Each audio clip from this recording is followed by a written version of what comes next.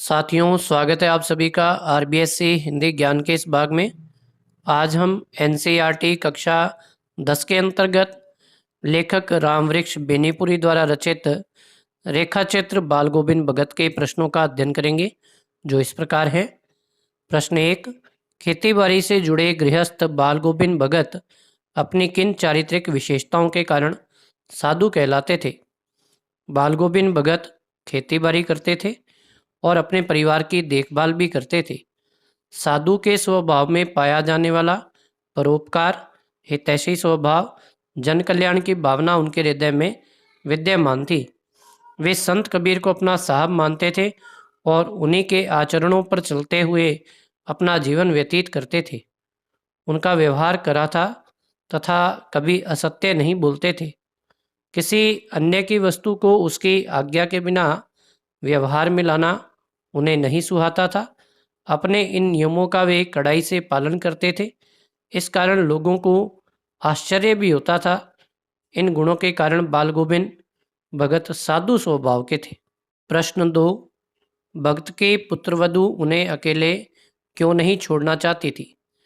भगत जी के पुत्र की असमय मृत्यु हो जाने पर उनका ध्यान रखने वाला उनके पुत्रवधू के अतिरिक्त कोई अन्य न था। भगत जी के पुत्रवधू को यह ज्ञात था कि यदि वह चली गई तो भविष्य में उनकी व्याधि की अवस्था में उनकी शुश्रूषा कोई ना करेगा, साथ ही उनके लिए भोजन कौन बनाएगा, और यदि भगत अकेले रह गए तो उनका जीवन कष्टमय बीतेगा। इस कारण भगत जी की पुत्रवधू उन्हें अकेले छोड़कर नहीं जाना चाहती थी। प्रश्न 3, भगत ने अपने बेटे की मृत्यु पर अपनी भावनाएं किस तरह प्रकट की? भगत जी ने अपने इकलौते पुत्र की असमय मृत्यु हो जाने पर शोक का प्रदर्शन नहीं किया। उनका मानना था यह एक आनंद उत्सव है, क्योंकि आत्मा रूपी पत्नी अपने परमात्मा रूपी प्रियतम से मिलने जा रही है।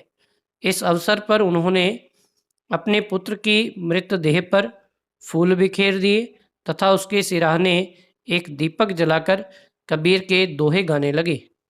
प्रश्न 4, भगत के व्यक्तित्व और उनकी वेशभूषा का अपने शब्दों में चित्र प्रस्तुत कीजिए। बाल गोविंद भगत एक मंझले कद के गोरे चिट्टे आदमी थे। उनकी उम्र 60 वर्ष के लगभग होगी। उनके चेहरे पर उनके सफ़ेद बाल सदैव प्रकाश उत्पन्न करते रहते थे। भगत बहुत कम कपड़े पहनते थे। उनकी कमर पर एक लंगोटी तथा सिर पर कबीर पंथियों की कनफटी टोपी रहती थी। उनके मस्तक पर रामानंदी तिलक तथा गले में तुलसी की माला रहती थी। अपने स्वभाव एवं आचरण के कारण भगत साधु थे। प्रश्न 5, बाल गोविंद भगत की दिनचर्या लोगों के लिए अचरज का कारण क्यों थी? बाल गोविंद भगत की दिनचर्या लोगों के लिए अचरज का कारण इसलिए थी क्योंकि वे नित्य प्रति नदी स्नान को जाते, जो उनके गांव से लगभग 2 मील की दूरी पर थी। वहां से लौटने के उपरांत वे गांव के बाहर तालाब के ऊंचे बिंडे पर बैठकर खंजड़ी बजाते हुए अपने आराध्य को पुकारने लगते। कार्तिक मास से लेकर फागुन मास तक उनकी प्रभातियां निरंतर चलती रहती। वे अपने परिवार का पालन पोषण करते, खेतों में काम करते तथा अपने मंदबुद्धि पुत्र की देखभाल भी करते। इस कारण लोग उनकी दैनिक दिनचर्या को देखकर अचरज करने लगते। प्रश्न 6, पाठ के आधार पर बाल गोविंद भगत के मधुर गायन की विशेषताएं बताइए। पाठ के आधार पर बाल गोविंद भगत के मधुर गायन की निम्न विशेषताएं परिलक्षित होती हैं। पहली है वाणी से मंत्रमुग्ध करने वाली। बाल गोविंद भगत संत कबीर को अपना साहब मानते थे और उन्हीं के उपदेशों का गायन अपनी मधुर वाणी में करते थे। उनके इस मधुर भावपूर्ण वाणी को सुनकर प्रत्येक व्यक्ति अर्थात बच्चा, बूढ़ा, जवान, पशु पक्षी सभी मंत्रमुग्ध होकर झूमने लगते थे। दूसरी विशेषता है सत्य का ज्ञान कराने वाली वाणी।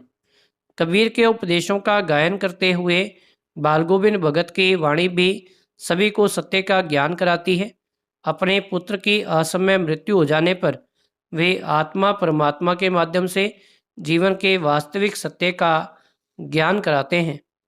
प्रश्न 7, कुछ मार्मिक प्रसंगों के आधार पर यह दिखाई देता है कि बाल गोविंद भगत ने सामाजिक मान्यताओं को नहीं माना।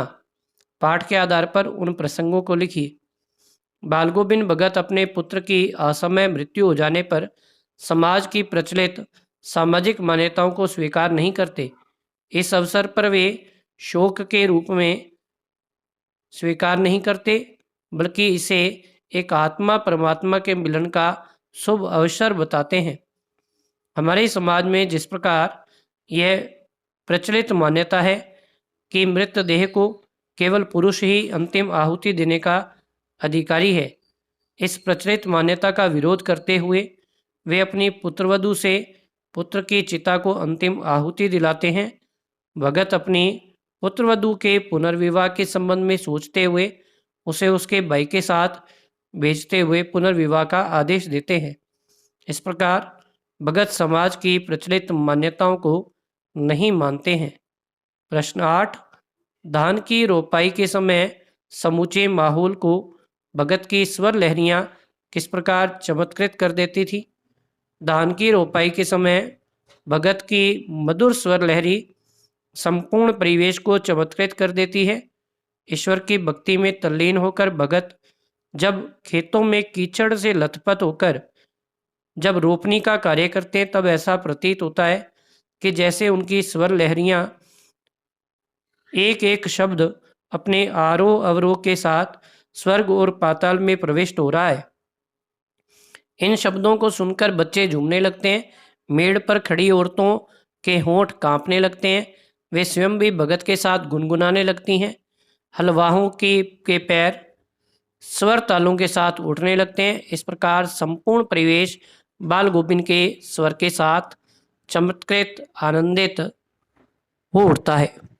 रचना और अभिव्यक्ति। प्रश्न 9, पाठ के आधार पर बताइए कि बाल गोविंद भगत की कबीर पर श्रद्धा किन किन रूपों में प्रकट हुई है?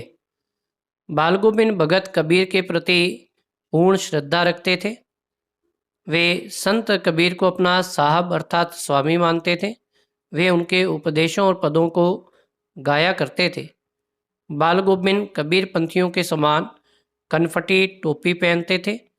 खेत से पैदा होने वाले अन्न को अपने सिर पर रखकर कबीर पंथी मठ तक ले जाते थे और वहाँ से प्रसाद रूप में जो भी प्राप्त होता था उसी से अपना जीवन निर्वाह करते।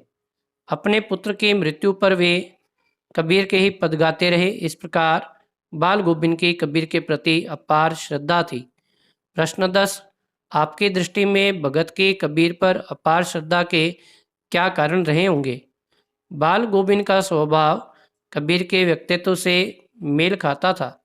जिस प्रकार संत कबीर ने समाज में फैली दुर्भावनाओं का विरोध किया, उसी प्रकार बाल गोविंद ने अपने पुत्र की असमय मृत्यु हो जाने पर भी उसे शोक नहीं माना और कबीर के पद गाते रहे तथा अपनी पुत्र वधू के पुनर्विवाह की बात भी कही।